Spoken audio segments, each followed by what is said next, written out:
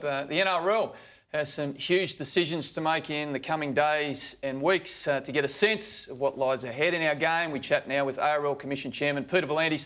Peter, thanks for joining us. Tell me, what do you know today that you didn't know yesterday about this very big problem facing the game?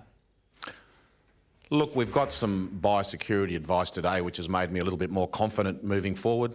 We'll continue to get that biosecurity advice. We're meeting with the Chief Medical Officer tomorrow morning to get further advice. We want to make these decisions with the best available information. We're not going to rush them. We're going to take a measured approach.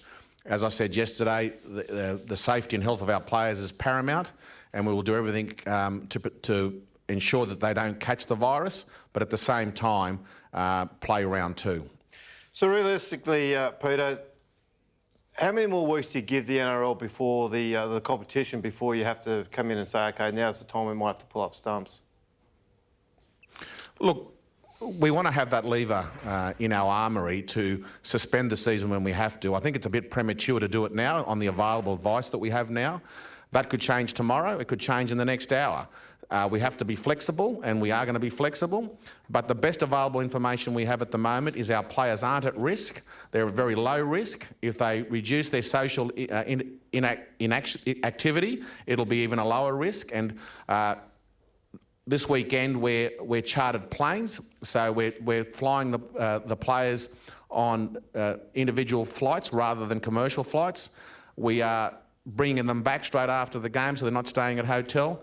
As long as we can, reduce the social interaction, it'll minimise the risk. And as I said, and the biggest other aspect is hygiene. As long as we can provide the best possible hygiene, all the points that are more likely to catch it, that we have them covered, will minimise the risk as much as possible. But at the end of it, it'll be the player. As long as the player is educated and reduces the social activity, not going to the pub, not going to a restaurant, staying at home, etc., we'll be in a good position.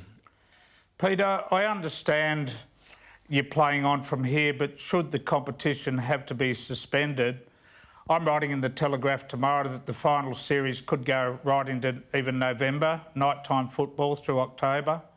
I guess that's one of many options you're looking at. Look, as I said, Phil, we've got every option on the table. We want to ensure our game is viable. We want to ensure that our broadcasters are viable, and all our players are viable. So we will do everything in our power to keep the game going as long as possible to see the season out. So we honour all our obligations and ensure that our players' livelihoods aren't affected.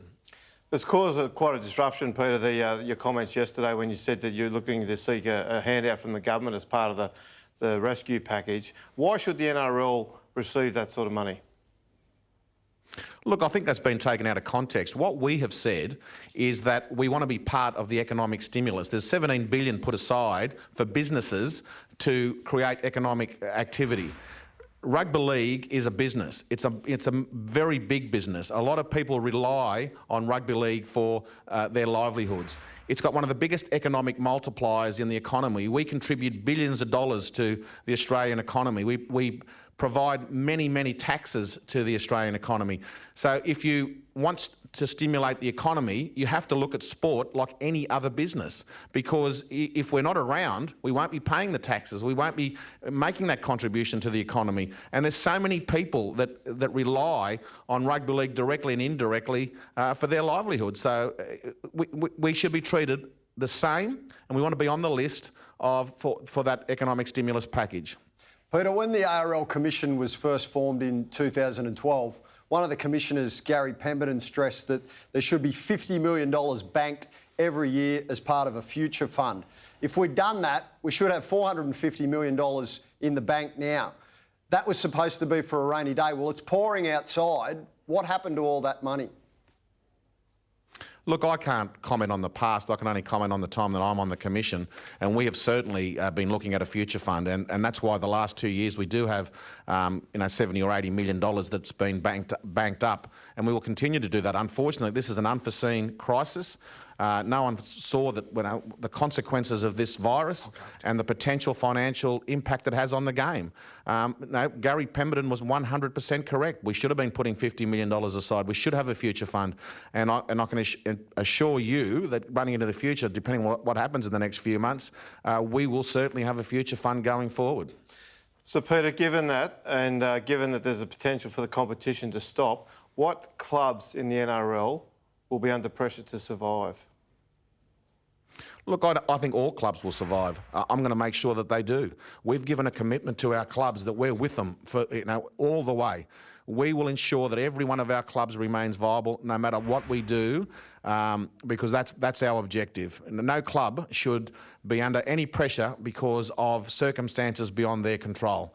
So we're there to support them, and we will support them, and we'll do everything in our power to keep them vibrant and viable. But that's assuming that you can afford to do so.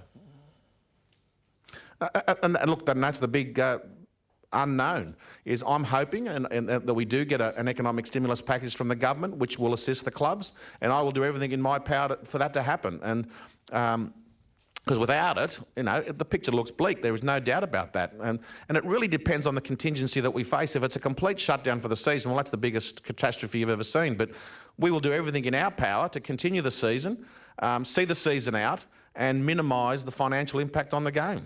Todd mentioned today that there's a clause in your broadcast contract, or sorry, the CBA with the players, that if there's been a loss of income, which could be the case if you lose games and you lose obviously your broadcast revenue, that you renegotiate. Have you begun conversations with the RLPA about the players taking a pay cut?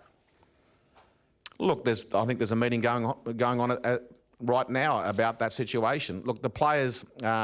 There is a clause in the CBA which requires them to come to the table in good faith, in any unforeseen circumstance like this. We're going to try to minimise the cut to the players, but we're going to look making major cuts within the NRL operation, and we're going to encourage the clubs to make cuts. These are trying times, and we have to take every action we can to ensure the viability of the game as a whole. Peter, I noticed you've been working very closely with Todd Greenbergs, and there's been a lot of commentary about Todd's future. Does this mean a stay of execution? You seem to be getting on great, the two of you. I never knew there was an execution, Phil, so that's... No, look, Todd's doing a very good job under trying circumstances, and I think that's the least in our mind at present. We've got to act selflessly and do the best for the game, and Todd's doing a very good job. Was it not the case, though, Peter, his future was to be decided on Thursday? Is that still the way that things sit, or...? No. The agenda's been suspended for Thursday. Our focus 100% is on how we deal with this crisis. That's our total focus. What biosecurity measures we've got to put in place, what we have to do to continue the competition, what happens if there's a player gets a positive. We're going to look at all these different things. So our focus is on how we deal with this crisis.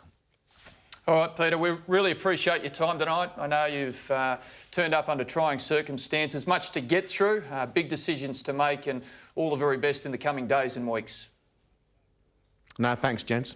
There he was, the